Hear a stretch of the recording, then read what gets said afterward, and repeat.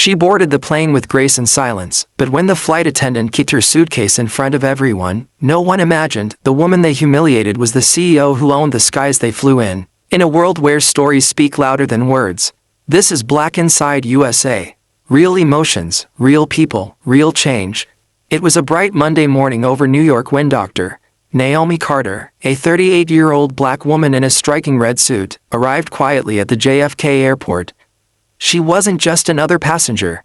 She was the newly appointed CEO of Skywings Airlines, one of the fastest-growing luxury carriers in America.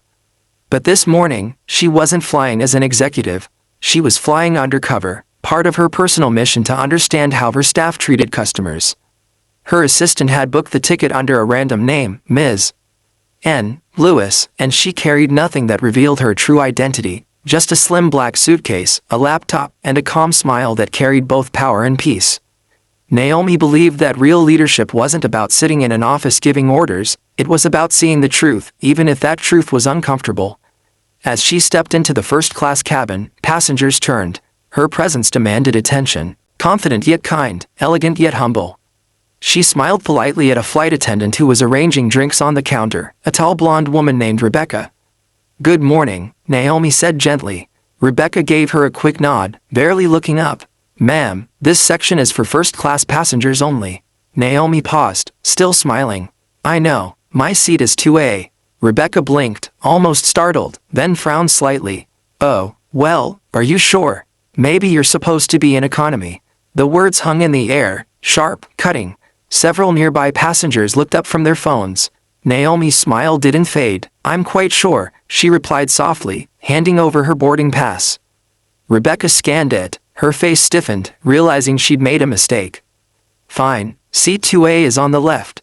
But there was no apology. Only a dismissive tone, a look that said you don't belong here.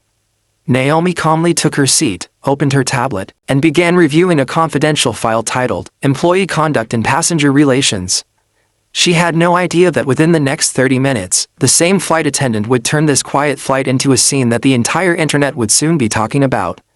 As the plane began to fill, the cabin buzzed with small talk. Businessmen scrolled through emails, influencers filmed their pre-flight videos, and somewhere in the back, a child cried softly. Naomi placed her black suitcase neatly under her seat. Moments later, Rebecca walked by again. Her eyes flicked to the suitcase. "Ma'am," she said sharply, "your bag's too big for the cabin. You'll have to put it in overhead or check it." Naomi looked up. "It's within regulation size. I've flown with it many times."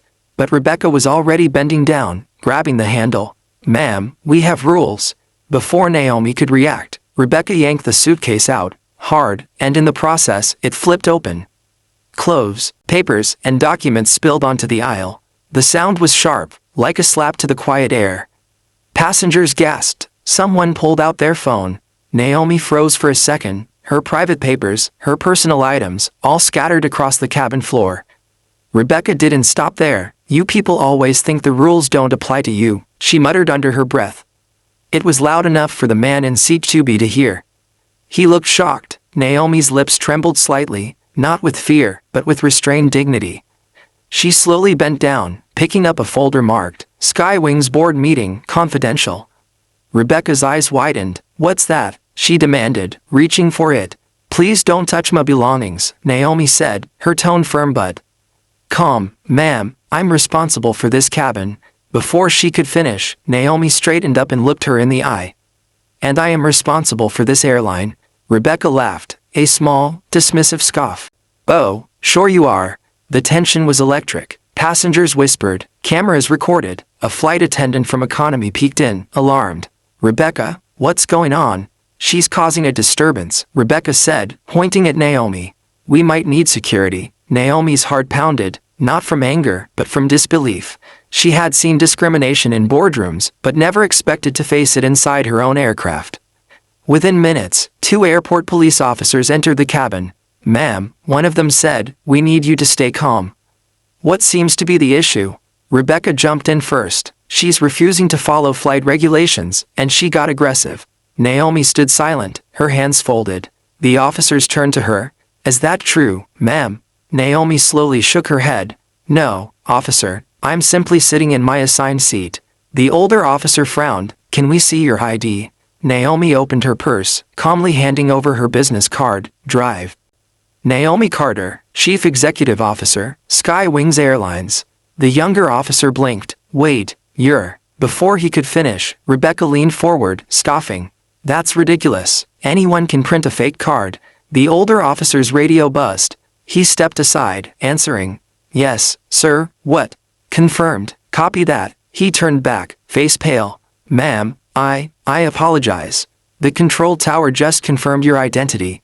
You really are. Rebecca's mouth fell open. Naomi's voice was steady. Yes, officer, I am. The turning point. The cabin went completely silent. Even the hum of the engines seemed to fade. Passengers lowered their phones, realizing the gravity of what they were witnessing. The captain appeared from the cockpit, confusion on his face. What's happening here? The officer cleared his throat. Captain, this is Dr. Carter, the CEO. Rebecca's face drained of color. I didn't know. Naomi finally exhaled, her calm returning. No, you didn't, and that's exactly the problem. She looked around the cabin, at the passengers who had stared, recorded, whispered, and then back at the trembling flight attendant. You saw a woman who didn't fit your picture of what first class looks like, she said quietly. And you decided to treat her like she didn't belong. Rebecca tried to speak, but her voice broke. Ma'am, I was just doing my job. No, Naomi said softly.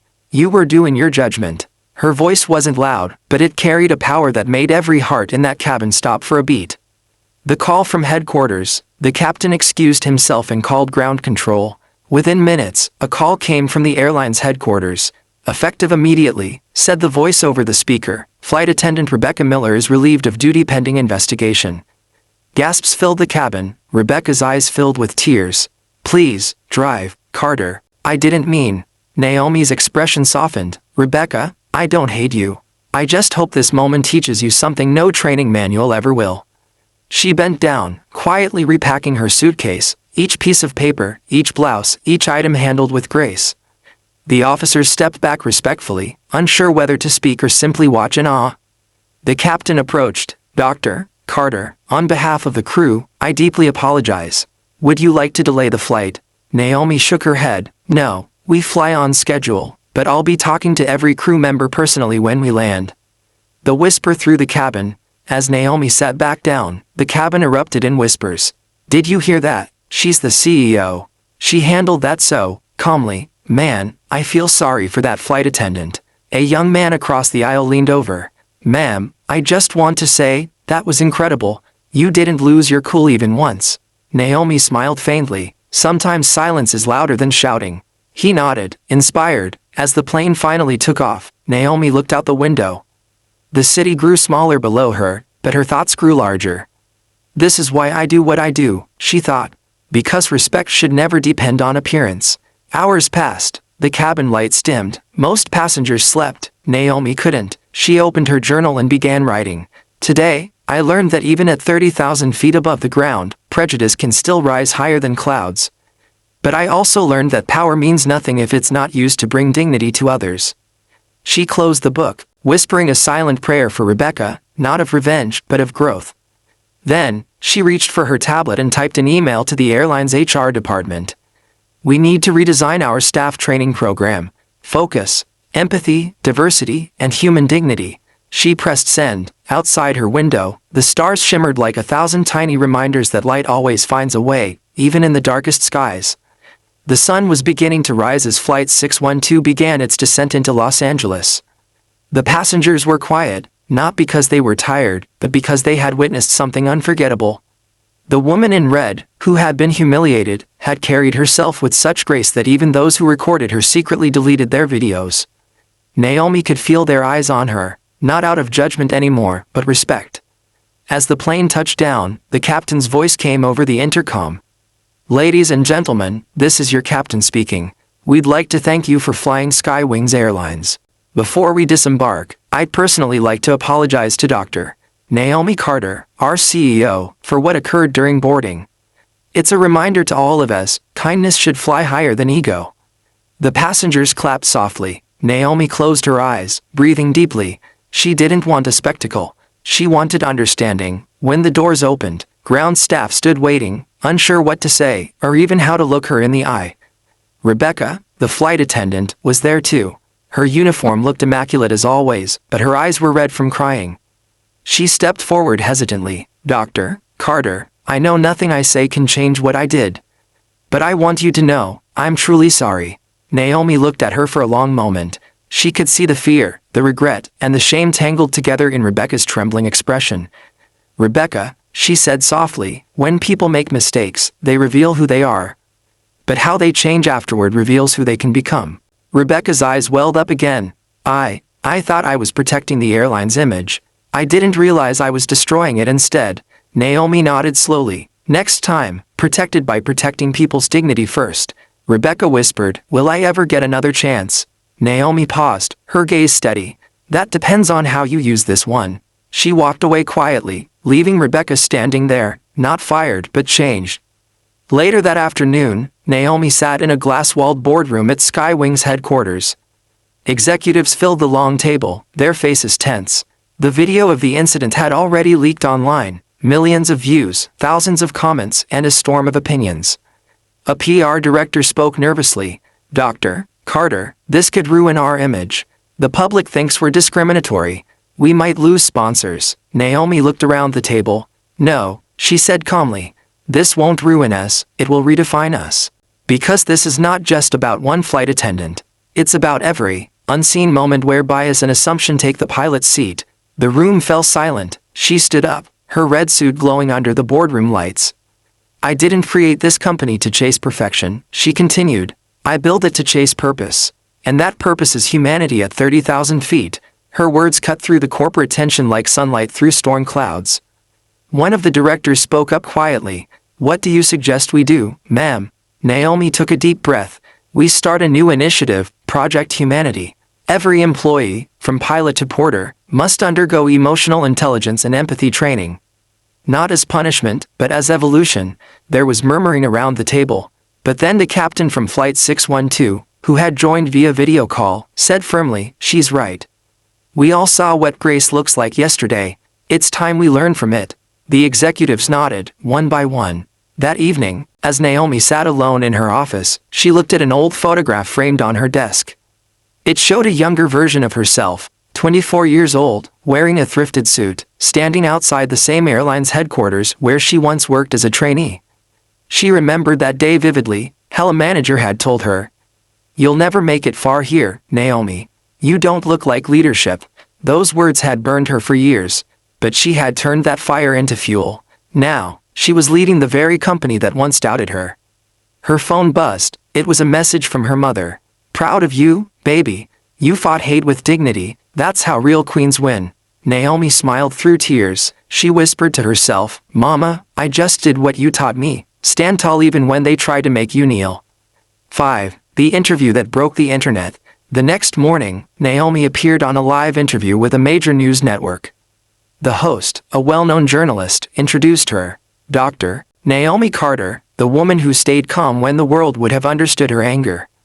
The first question was direct. "Why didn't you have that flight attendant fired immediately?" Naomi smiled softly. "Because humiliation doesn't heal humiliation. I didn't want her destroyed, I wanted her awakened." The audience applauded. The interviewer leaned forward. "Do you think racism still exists in luxury spaces?" Naomi looked into the camera. "It exists wherever people think respect must be earned by status. But respect should be given by heart." The clip went viral within hours. #respect in the skies trended worldwide. And for the first time in Skywing's history, the airline wasn't trending for its luxury but for its humanity. A few days later, Naomi received an unexpected call. "Dr. Carter," a woman's voice said, "This is Rebecca Miller." Naomi hesitated for a moment before replying. "Hello, Rebecca. I wanted to thank you," Rebecca said softly. "You could have ended my career. But instead, you gave me something to rebuild it on. I just finished the first module of the empathy training you introduced. It changed me." Naomi smiled faintly. "Good, that's what second chances are for, to become who we should have been all along." Rebecca hesitated. "I was blind that day, not just to who you were, but to who I was." Naomi replied gently, "Then let's make sure you never forget the lesson that pain taught you." When the call ended, Naomi leaned back in her chair, closing her eyes. For the first time in days, her heart felt light. A month later, Skywings hosted its annual leadership summit. Thousands of employees from around the world tuned in virtually. Naomi took the stage wearing her red suit, the same one she'd worn on the flight. Behind her, a massive screen displayed the company's new slogan, "The sky belongs to everyone." 1 month ago, I was mistaken for someone who didn't belong in first class. But the truth is, many people are made to feel like that, in boardrooms, in classrooms, in everyday life. Her voice trembled slightly, but her eyes shone. Our airline carries millions of people across the world. Different faces, different languages, different dreams, and yet, the one thing that can make a flight unforgettable isn't luxury, it's kindness. She paused as the crowd rose in applause. To every worker here, remember, titles don't make you important. How you make others feel, that's what makes you unforgettable. Her final words echoed across the hall. The true measure of success is not how high you fly, but how gently you treat those on the ground. The room erupted in a standing ovation. Months later, Skywings' reputation soared higher than ever. Passenger satisfaction hit record highs. Training programs were praised by other airlines. Rebecca became one of the leading advocates for diversity and respect within the company. She wrote a heartfelt letter to Naomi. "You turned my mistake into a movement. I'll never forget that day, or the woman in red who taught me what leadership really looks like." Naomi pinned the letter to her office wall as a reminder that sometimes, grace changes more than anger ever could. One evening, after a long day of meetings, Naomi sat by her office window watching a Skywings jet lift into the sunset. She whispered to herself, "That's how life works. You go through turbulence, but if you stay steady, you'll find your sky again." Her phone buzzed with a message from her assistant. "Ma'am, tomorrow's meeting is set with the UN panel on workplace equality."